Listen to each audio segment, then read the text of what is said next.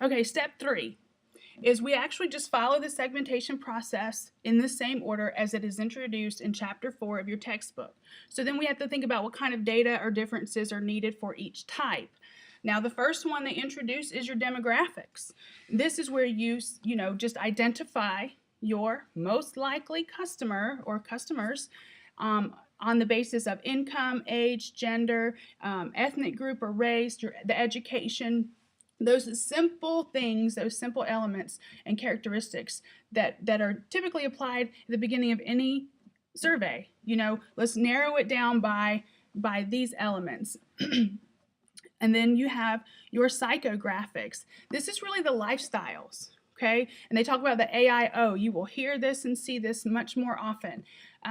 Activities, interests, and opinions. Basically, psychographics identifies about your most likely customer, your target market. What do they do in their free time?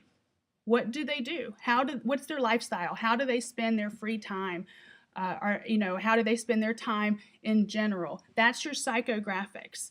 Many of you, if you're not new to me, have taken 2 different psychographic evaluations, the Jung Human Metrics Typology Test, as well as the VALS survey, which was introduced in your book. And I hope some of you went online and was interested enough to actually go and complete a VALS survey, because it's out there. It's free stuff available for you guys to do.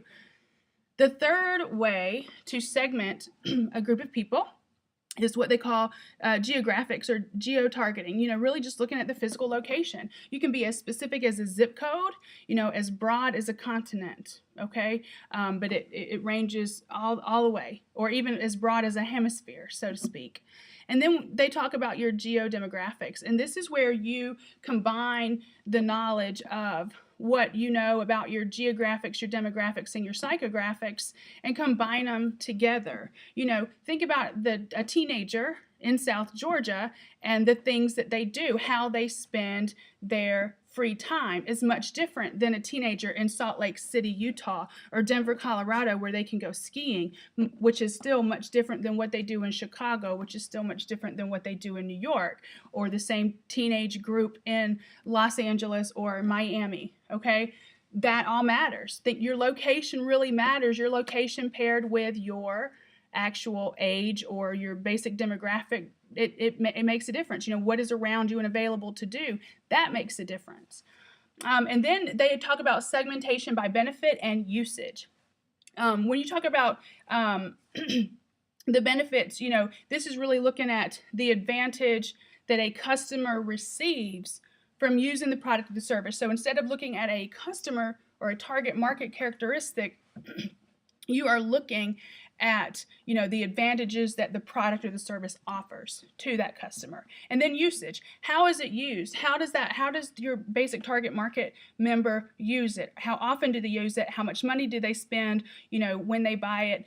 Would they rather buy quality and replace it less and spend more, or do they buy the dollar razors and buy them more often? How do they use your product, use your service, how much, this is when we get into recency and frequency and all of that type of stuff.